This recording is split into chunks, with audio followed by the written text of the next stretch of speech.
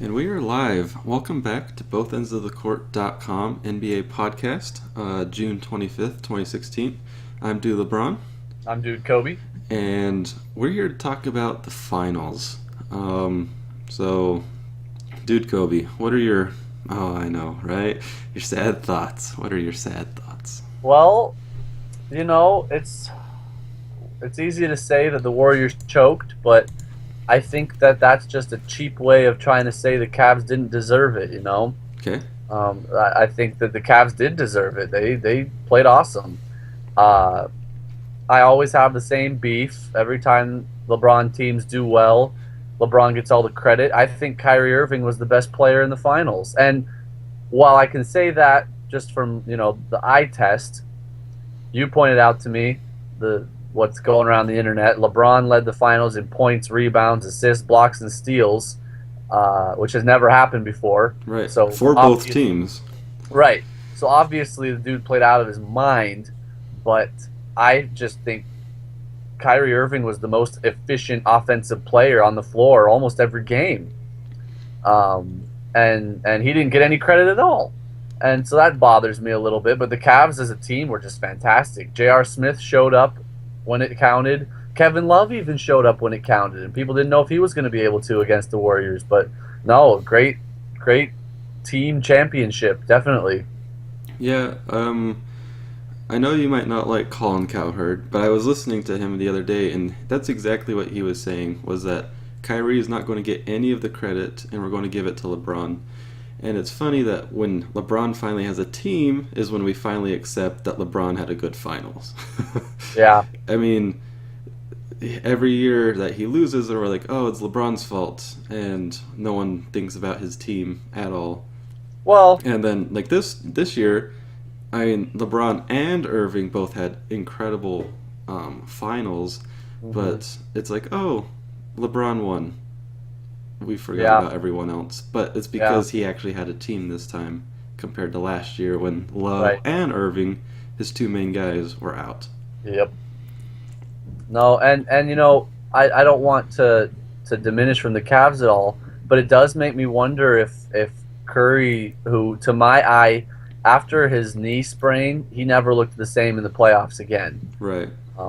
And I don't think, I mean, the guy was playing, he was on the floor. There are zero excuses, but And he still had uh, really good games. he did. He did. Even in that last game, that game seven, he played really well. He hit some incredible shots. He played solid D, but Kyrie Irving just sliced him up. He's an incredible offensive player. So, but no, I just wonder if Curry's going to come back next year stronger than ever because he looked hobbled. So did Iguodala, um, and Iguodala looked especially hobbled after he got that insane block that LeBron had on him.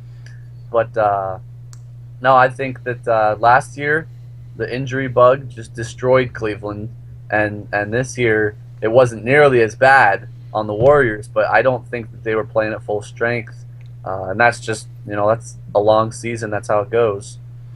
Right. So, I mean, I agree because like you can't really give Curry too much like because of what happened to the Cavs last year with injuries. Right. And Exactly. like as all NBA players will say, if you're putting the shoes on, we're going to come at you. Yep. And that's exactly what they did with like every single screen was get Curry on the guy with the ball. Absolutely. And it was Irving that and like we should say that Curry didn't really play well about against any guards during this season, did he? He didn't I mean, the during playoffs. the playoffs. He was outplayed by Damian Lillard. He was outplayed by Russell Westbrook, and he was outplayed by Kyrie Irving. He just really was. Um, exactly. Again with LeBron, it's just very interesting. Um, I guess what do you think he does now? Do you think he stays? Probably, and I say that because he's kind of. We can get more into this in maybe another day, but he is like a new age of players that are almost, and I don't mean to say that he's shallow, but he seems more concerned with his image than necessarily helping his team win a championship. Even he will pass up open shots inside if there's a big defender who might be able to block him. He'll pass it outside again, even if he could have taken the shot. He is very, very image conscious, is all I'm saying. And he got that way after all of the criticism that came at him his first time he was in Cleveland. So I can hardly blame the guy, but it's weird for me as a Kobe Bryant fan who Kobe did not give a crap. He just kept chucking the ball up over and over and over again, and he didn't care what people thought. And so for LeBron to, I think, in my opinion at least, he really does care what people think. I think he'll stay in Cleveland because he doesn't want that horrible situation again where everyone's hating on him because he did or didn't stay. You know, he wants to just stay there and live out his days happily because he won one for the land and everything. So I think he stays, yeah. Well, and I guess to counter one of your points about passing those balls in those situations, is I think LeBron, he's I think he's a very intelligent ball player, and he kind of understands that, hey, like for Game 7, his jumper was awful. Compared to Games 5 and 6, where he dropped 40 points, it was awful. And what happened is he started to become like the facilitator for those 3 quarters and got those rebounds and assists. I mean, he got a triple-double Game 7, and it's because he's like, my shot's not falling, I'm going to get Kyrie going. I'm going to get J.R. Smith going in that 3rd quarter. But like with Curry, his 3 ball wasn't going, and he didn't really have much else. I mean, maybe that makes Curry more one-dimensional than other players, and like everyone gets on Kyrie for not doing assists, but his coach was like, I told him not to get assists. I told him to score, because LeBron will get you those assists. So what do you think about LeBron's more overall, like all-around player compared to just chucking it all the time? Yeah. Yeah, we'll have to get into that in another podcast because we will get into it. But no, I think that Cavaliers deserved it. I think that OKC is probably real mad because if they probably feel like if they had gotten there, Kevin Durant could have gone toe to toe with LeBron. Westbrook could have gone toe-to-toe with Irving, and they probably felt like they could have been in that finals just as easily as Golden State, and didn't fall that way. But you can't say Golden State didn't deserve to win that series, even though they got down 3-1, and same with Cavaliers. Yeah, maybe that means that the other team that was up 3-1 choked, but I don't know. I wasn't out there playing, so that's just how it is. Yeah, I mean, the Golden State Warriors, their bench won them those first 2 games.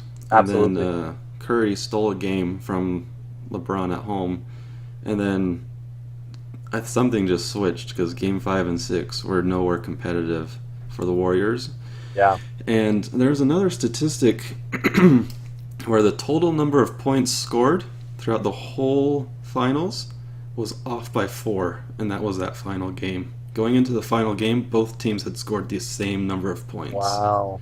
And the Cavs, I think it was like 603 to 599. It was crazy. Yep. So it was a competitive series, even though there were blowouts. It was a 4-point difference for that championship. I just want to say, I hope real bad that next year the playoffs did not have all these blowouts. It was not as good of a playoffs as last year overall.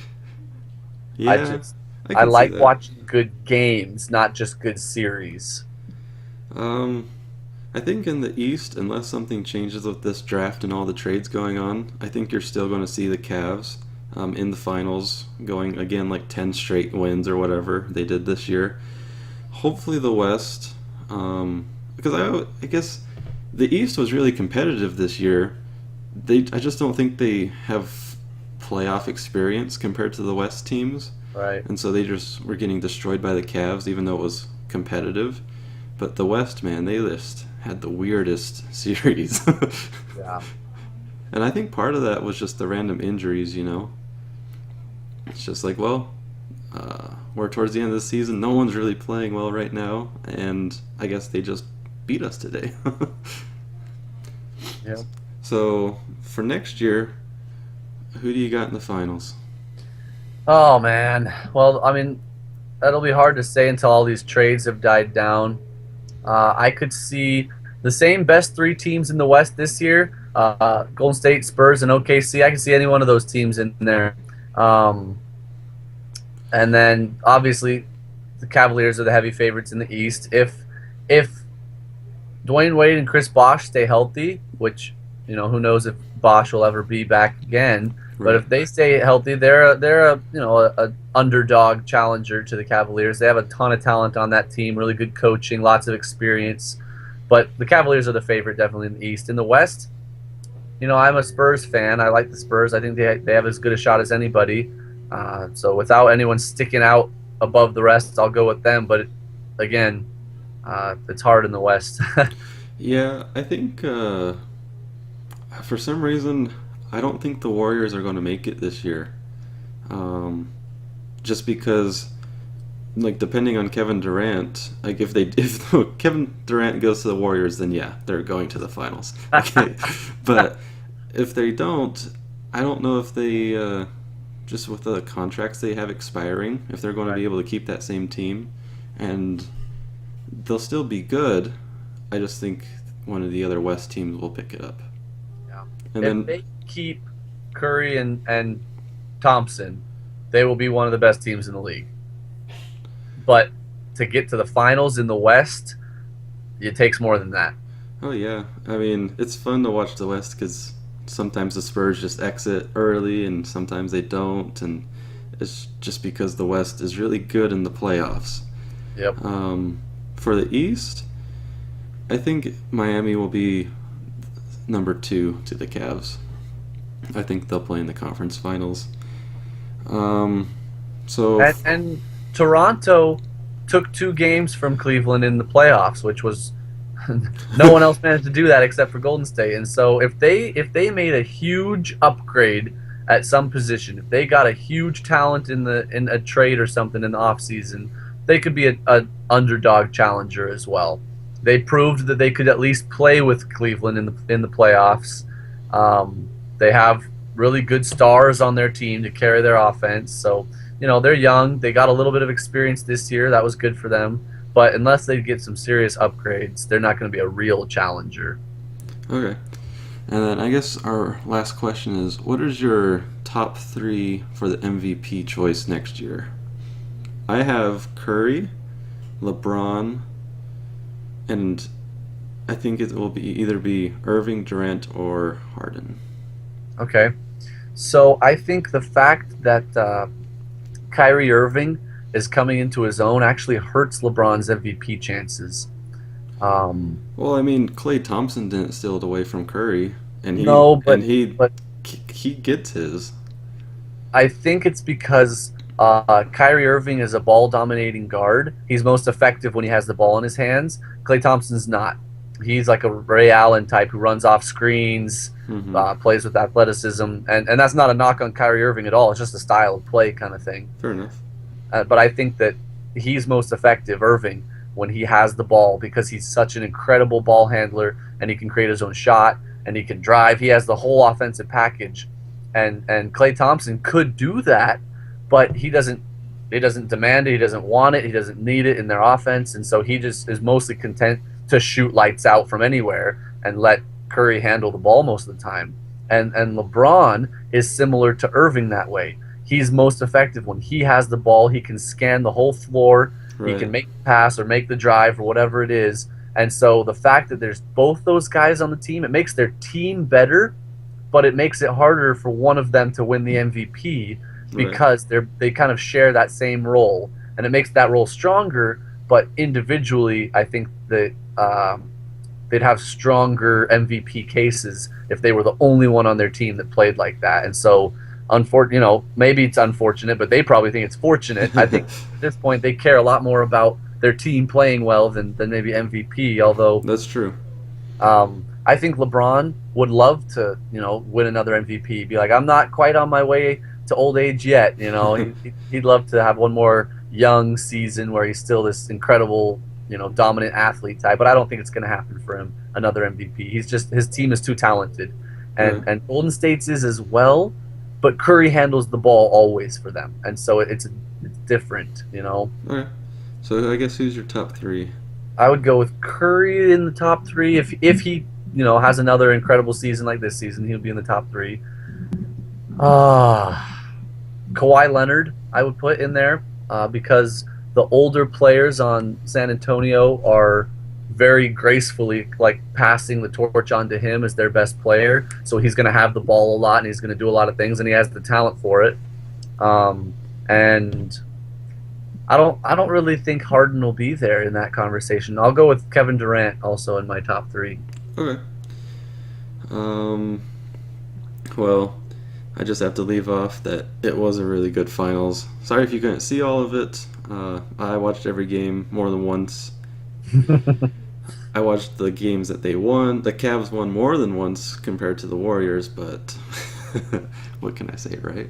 Yep. At least it was competitive, man. Oh man. Some of those series that were just nasty, ending in 4 or 5 games, just got bad for one team. But at least both teams can hold their head up. Cool. Is there anything else you wanted to say? No, just we're sorry we're so sporadic, But between us, you're about to have your second kid. Yep. That'll be 5 children between us. So we're There busy we go. people. All right. Well, we're both as endsofthecourt.com, and we will see you later.